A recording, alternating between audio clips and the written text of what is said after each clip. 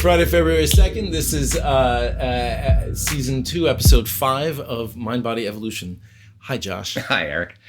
What are we talking about today? So today I have been thinking about some of my prior podcasts, and I've been getting worried in the way I sometimes do about sort of the future and the way civilization could end.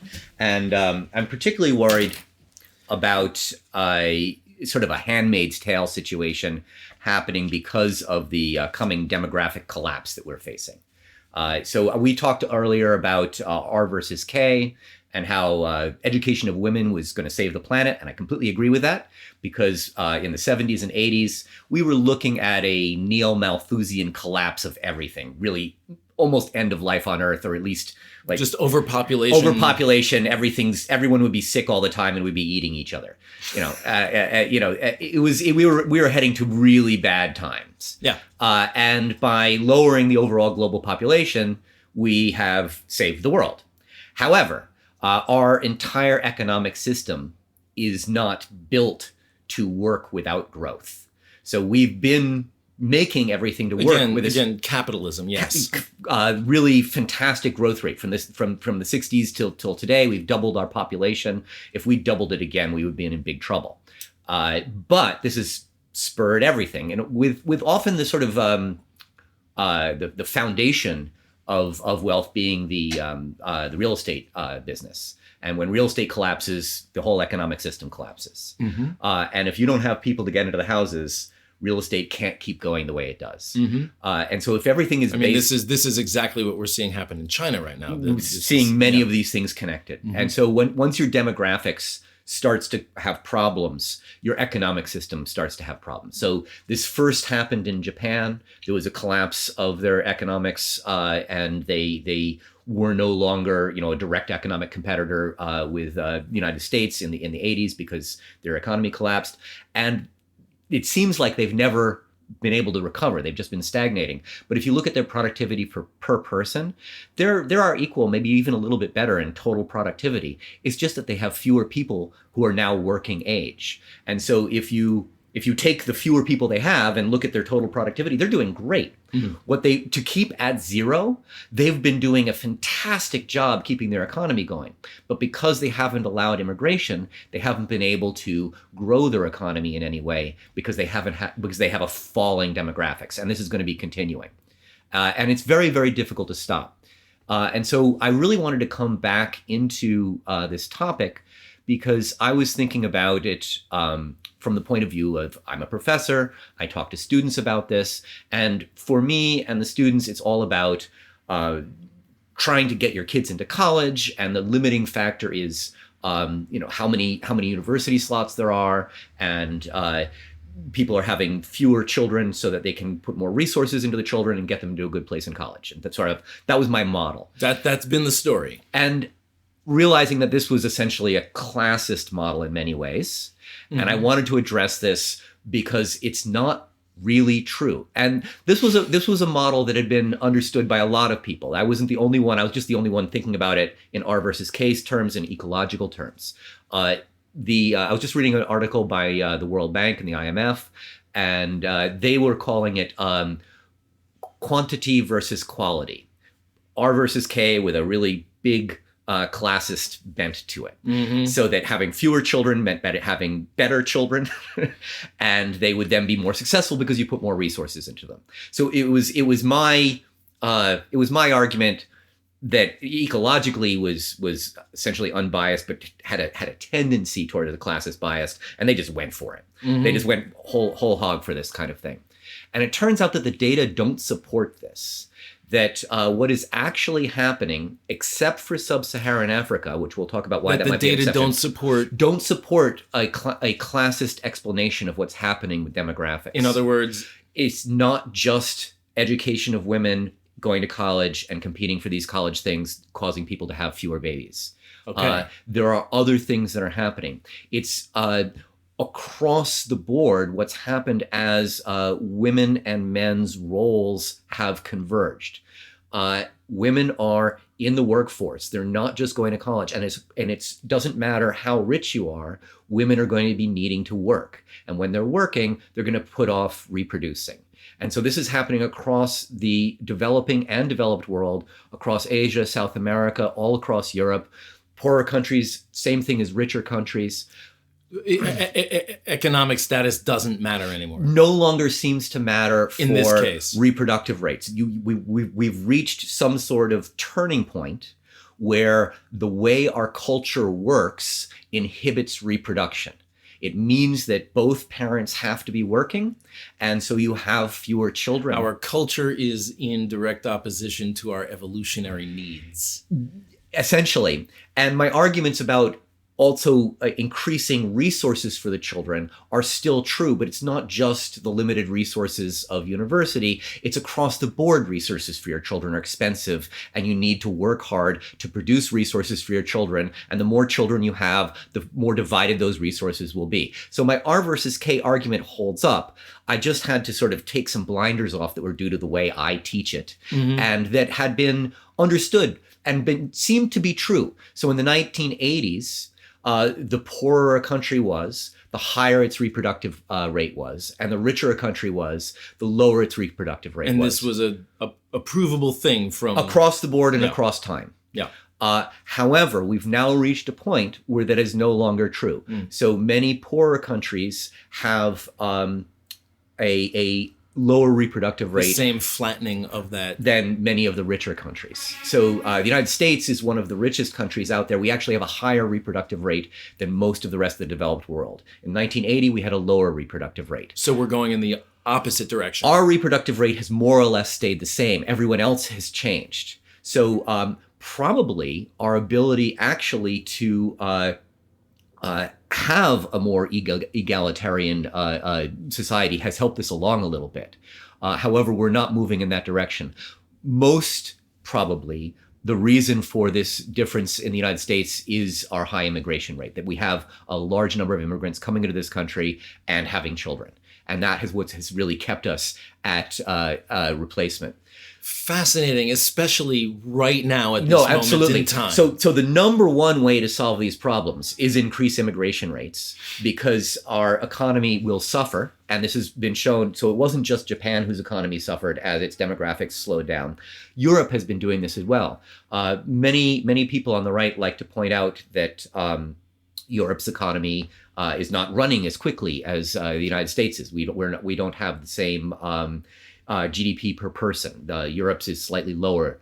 And so they're saying, well, look, this is because of all their social programs. And it's because of socialized medicine that they don't work as hard to get their health care. One, I would say I would like to live longer, and Europeans live longer than Americans. So that's one way to make life better, is to be living. Another thing is that if you actually look at productivity per person, just like Japan, their productivity is just as high. The thing that's lowering their productivity is simply lack of people. And so they also need more immigration. So you're saying we need people to keep the economy going? The entire way that capitalism is formed is based on growth and based on number of workers producing goods and services and producing a GDP. And if you want your GDP to go up, one way to do that is to increase the number of people. You can also increase productivity, but we've reached kind of a maximum at what we can do in productivity. We've been pushing it and pushing it and pushing it. It's part of what makes us all so tense all the time, because we're always pushed to produce more and produce more and produce more. Joel, sounds like we could have a whole episode on just that. Yeah, no, Joel was describing it as a really clever way. If you're a manager and you want to increase productivity by 10% and you've got 10 people, fire one of them. You've suddenly increased productivity by 10%. And so we've been doing this all along. We've been seeing, how it just sounds so backwards. No, and so this is how we've been doing everything. It's how capitalism is designed. It's what Jorge was calling the maximum capacity. So that you don't want to have extra seats on your airplane. You want to slightly overbook it all the time so that prices go up and it's really crowded when you get on it. So you actually create an unpleasant experience for your customer as a way of maximizing prices and productivity. And so we've been doing this all the time, increasing our stress, pushing it to the edge. But all of it is based on a increasing population if you want to increase growth. capitalism will not change as population starts going down. There still won't be any seats on the airplane. We will still feel stressed. This stress will lead to lower population rates. The stress that women feel when they don't have anyone to take care of their kids and they need to leave for work will not go away if we don't do something about it. Now, one of the sort of disingenuous arguments that is often given is that the Northern European countries, Scandinavia, Norway, are very generous with their family leave and daycare, and yet they still have negative population growth. And they say, see, even with generous daycare, you still get negative population growth. This makes me want to use profanity at this point. I know. Well, see, here's the thing, is these people are trying to sell themselves as moderates because they're at least looking at data. However, when you bend data to fit your ideas and your ideology, you are not a moderate, even if you say you are. And so in my opinion, they are not moderates because what the data actually show is that countries with generous family leave and daycare provisions have higher reproductive rates than comparable countries without them. So if you actually compare apples to apples, family leave really does help. But it's also clearly still not enough. They still have a negative reproductive rate. And so I think we need to start going to another level. First thing we can sort of do the low-hanging fruit. While we still globally have an increase in population, we can solve the problems of what's happening in capitalism tomorrow by having immigrants into our countries. So certainly this would solve a lot of problems in Korea and Japan. Culturally, they might have issues with that. It would solve the problems in Europe. Culturally, they have issues with it. It would solve our problems in the United States. Culturally, we should not have issues with this, but we somehow still do. Many of us remember being taught how great it was to be in an immigrant country, and yet we are completely anti-immigrant. Weren't there a couple of Schoolhouse Rocks on that? A whole bunch of stuff. It was understood that this is what made America great, and somehow we've turned away from this. So that's the obvious short-term solution to a very growing short-term problem of a demographic collapse. But the demographic collapse will still go on. Eventually, all those immigrants become Americans, and their rate of reproduction goes down. Mm-hmm. And so eventually we will be in a world with decreasing population, and we need to deal with it. Capitalism will not change in response. Capitalism is still the same in Japan. Capitalism cannot change in response. So there will still be the same stress to go to work. There will still be the same stress to compete for limited resources. The housing numbers will not get better. There won't be more seats on the airplane. Do you have a suggestion? Yeah, well, I'm trying to think about ways to address this without leaving our entire system behind. I actually am pro-capitalism if it can be done in a way that doesn't destroy people. Norway, Scandinavia have a good hint at a way to start. Family leave takes a lot of the stress off of women, takes a lot of the stress off of people who, instead of having to go to work, they can take care of their kids. Then you have daycare, they can leave the kids into daycare, now they can go to work again. It's a way of managing a two-parent working family in a capitalist society that is caring for people actually having families,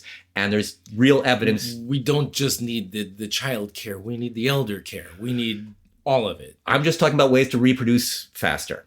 Elder care will not help us do that. No. I would like that. That's a nice thing to think about. But if we're just talking about demographics, childcare actually needs to be the main thing, because if you have more children working, there's more money to take care of the elders. And there's going to be a lot of us elders really soon with very few children. We need more children. Before we get the children, we should get the immigrants.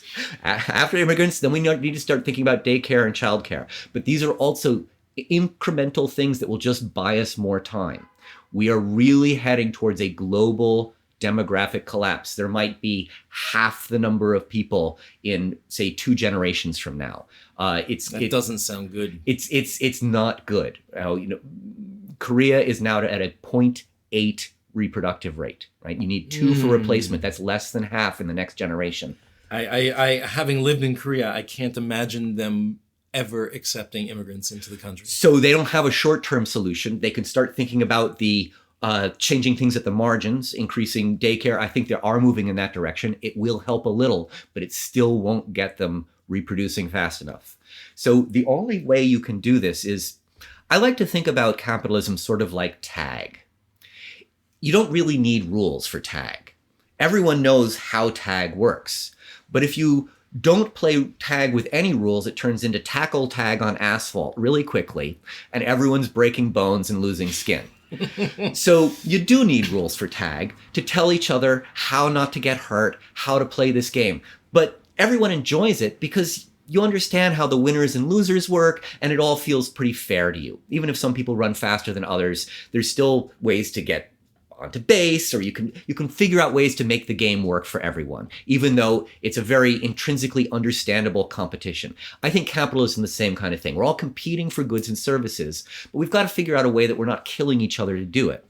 And we can change the rules. We can add bases. We can find ways to play without pushing each other's faces into the asphalt. Exactly. And I don't think we can live in a world that tries to eliminate competition or to eliminate bonuses for people who succeed, right? That would be a world where you wouldn't have, people. If you couldn't tag someone out, who would bother running, right? No one would run. You'd just sit down. And so if you want people to do stuff, you need to have a rewards-based system that appeals to our sort of, inner ape that just wants that reward. And so I like the way capitalism works like that. It intuitively encourages us to get out and do our jobs.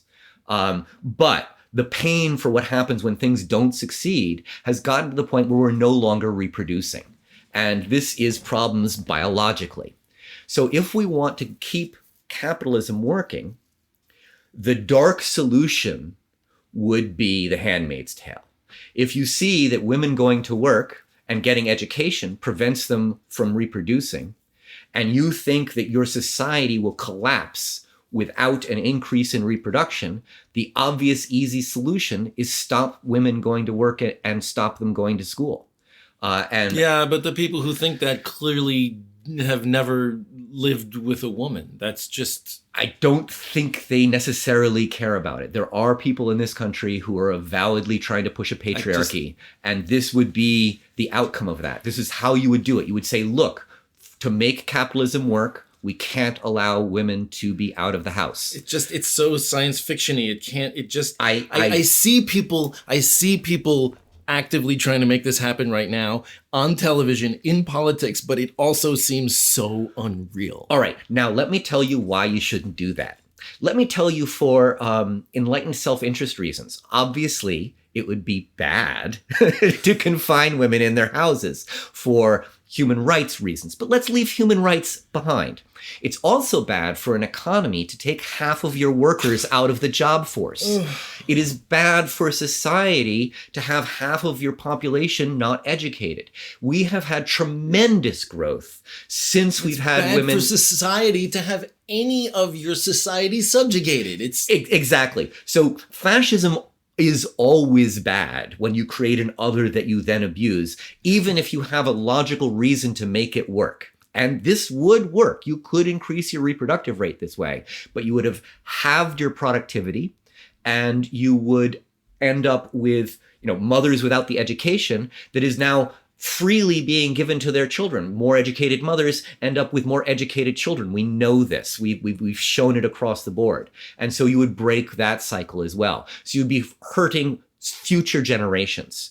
So even if you're a purely heartless pragmatist and don't care about human rights at all, you should not be looking for a world where we cut half of our productivity. Yeah, but it seems to me that the people who are advocating these things and trying to work for these things and make these things happen, there's no real actual policy that they're trying to promote. They're not really trying to deal with the population issue. They're not trying to deal with any issue at all. It's about power. Okay, it's about control. Let's not get into the illogic of the way the right wing works. It is right now reality free, and so you can't really argue with them in a reality based format. And I think that's sort of what you're getting at. I'm just trying to say that let's imagine there are people who engage with reality. I'm trying to talk to those people. And that there is a... Forgive me, I had to have that out. I understand that. That there is a logical, cold-hearted, somewhat evil reason to not lock women away in their houses. To say, I want it for the economy. Women need to be part of an economic system that is modern capitalism. We would be losing, more than half of our productivity. We would be losing the components of women being productive and being educated, and also women's function of increasing the education of a family and improving the chances of a child becoming educated. So all of these things would lead to a disaster for society. And people have already proven that they really don't care about that. But don't care about disaster, but yes. Anyway, I'm just trying to give the reasons for it. If you wanted to keep society and didn't mind helping people and wanted to make life better for people and increase reproductive rates, the way to do it would be to give capitalist rewards for reproduction. For example, not just daycare and not just family leave, but actual free education for parents. If you have children, free education. A boost up in the job world in some way. So right now, if you're male or female, mother or father, doesn't matter your gender, the more engaged you are with your family, the less you are engaged with your job for a period of time. This has a long-term cost to you and your family. You lose momentum in your your career, and there's no way around it. And the best you can do is sacrifice a little family and sacrifice a little career and kind of balance it. And women have been doing this for a long time. Men are trying to figure out how to do this, but it's a cost for everyone. It means that people in families are not as rich as people without families. And we all, as rational actors, see this and are less likely to have more children.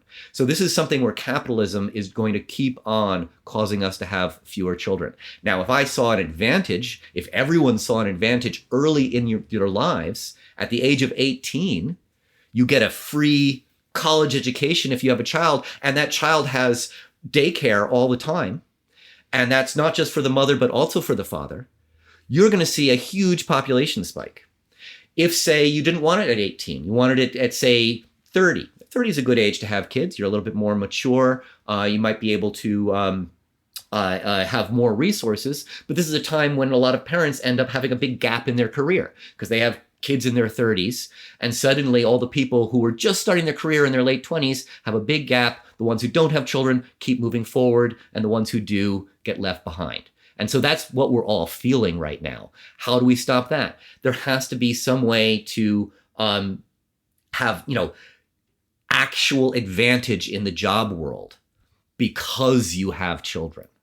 There has to be something where we're no longer privileging the people who didn't sacrifice family in favor of career, both males and females.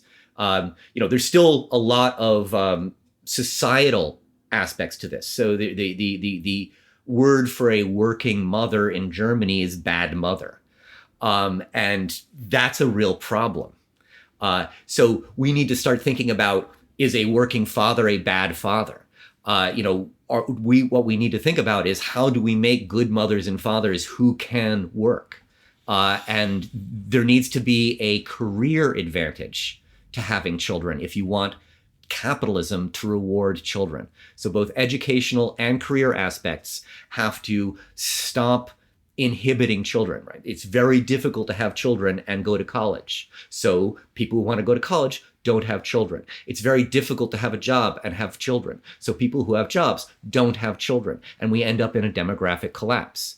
I don't want to live in a world where we then insist, okay, women can no longer have jobs or education so that they'll have children. This will be terrible, not just for women, but for society as a whole, for next generations. We will be terrible people living in a terrible world if this happens. And so the only other opportunities we have to keep a capitalist functional system that rewards people for effort is including families as that effort and a way of rewarding them. It could be straight out cash grants. That doesn't tend to be enjoyed by a lot of, particularly on the right, just giving money to people for having babies. No, but it certainly changed the lives of many people during the pandemic. I mean, Absolutely. that was a real thing, and there was a measurable difference. Yeah, and if we'd kept that up, I bet we would have seen a measurable increase in the number of children out there. Yes, very possibly. Yeah. If it makes it substantially easier to have the kids over a long term. So basically, just from a cold-blooded system, you need to increase the rewards for having children and decrease the penalties for having children. And this is not a class-based thing that has to be across the board. It's not just about getting into college, as sort of I was thinking about it as a professor. This is something that is across country and across income level. The only places where this is not happening, sub-Saharan Africa, is simply because they're still largely in traditional societies that are subsistence farming. If you're a subsistence farmer, you want to have lots of babies. Mm-hmm. And so for a long time, there was this economic divide between developed world living in cities, having lower reproductive rates, and subsistence farmers in the countryside, basically everywhere, who are having more children. As soon as that changes, even if you're a farmer today, an American farmer is not going to have as many babies because his kids also have to go to college. His kids, males and females, also have to work in a way that isn't just working on the farm the way it had always traditionally been done. These are people who have to be able to program their tractors to run along their laser GPS guided fields with their very calculated fertilizer schedules for particular watering schedules. Everything is very, very precise and takes a lot of work, takes education, takes resources. And so, if you're an American farmer, you're not likely to have more children necessarily than someone in the city is having children today. There is no longer any difference. You're also not necessarily tremendously poorer. The people who are poor, who are still having babies, are generally immigrants, sometimes illegal immigrants, who are coming in to do the field work in the farms. The absolute bottom of the agricultural level is still having fairly high reproductive rates, and it's probably what's keeping America's United States' reproductive rate above replacement at the moment is immigration, and mostly in the agrarian sector. So these are people who are coming from developing world farming type communities and moving into the same thing. So they keep their reproductive rate up for a while, but the next generation will continue it. Then their kids are American. Are Americans, exactly, and are going to have low reproductive rates. So again, first solution to the problem, more immigration. Second solution to the problem, more family leave and better daycare options. But then we need to start thinking about actually increasing the benefits and decreasing the costs to actually having children. I'd love it if there would be a way to make that happen. Me too. I just see the solutions as clear and as better than the evil solutions. Both for the individual people and for society as a whole. You'll be living in a better place. Making the problem here is that making the work world a place that has benefits for parents is a almost impossible task now, because it seems like it's anti-capitalist. It seems like there's no way to benefit a company when people are coming and going and have to disappear and not be there. Or how do we work past companies will fight this. Are you going to legislate this? Are you going to tell private companies how they have to run? Yeah, it would be difficult to figure out, but it would have to be something like this. So seniority would have to continue. This is something that's going to take a cultural change. It would have to be a cultural change. The beginning is immigration and daycare. These are things where we can see that clearly, not a huge cultural change, and something that we can do to buy ourselves time as we figure out how to get on this. There's no doubt that we need childcare in this country. But the other options are eternal stagnation and economic collapse. While everything gets tighter and tighter. And so that's what we're heading for. So if we don't change anything, we manage to keep relatively free society, so we don't imprison women in their houses. We keep everything the way it is. We just keep moving forward as our demographics just slowly wind down. Things will not start feeling better. We can live in a population that's half the size it is today. It might be only 50 70 years in the future might be that.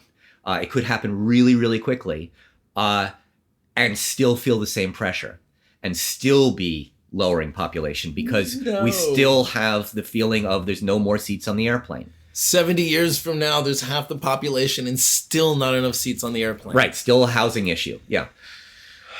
This could easily happen. But this is where we're heading. We could stop this process. We can slow it down, which would be a first thing. We can start addressing it, and then we can start thinking about how to solve it. It's a lot like global warming. We see the disaster coming. We probably won't do anything about it, but we have some really obvious ways to at least slow it down. And hopefully there will be enough rational people that will realize that we simply need more people to come to America to do our jobs, and that we need ways for women to do their jobs and still have babies. And they can at least have daycare. This is a short term, but will help. All right. Well, again, a hopeful message. A hopeful message. I really try and think of hopeful messages, even though we can see some disasters that could happen. So there's Handmaid's Tale. There's status quo. You're bringing the terror and the way out. Yeah, and then there's what we do if we actually think rationally about this. All right. Well, thank you very much, Josh. Thank you so much, Eric. Until next week. Yep.